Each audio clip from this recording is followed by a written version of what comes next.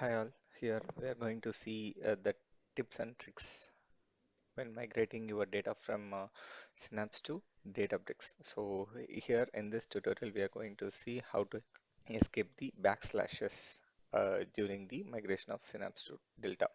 So say for example, if one of the column values having one of backslashes in the value, so if you run the same in a Synapse and execute it, you will get the same result.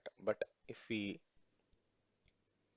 if we do the same in Deltabricks in a notebook cell using a SQL magic command, then we need to doubling them so that it will come one time.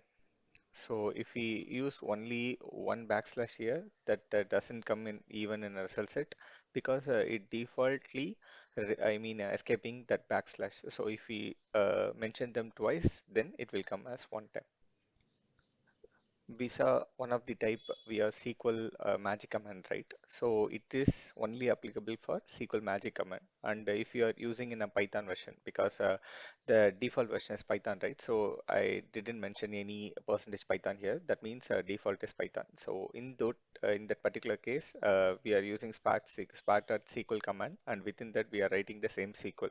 But if we type two slashes here, that won't work because within the spark.sql, that means we are Python. If we mention means, then we need to mention four backslashes to get only one backslash in the output. So based on your code dependency, whether you are developing via SQL magic code or via Python, you can define.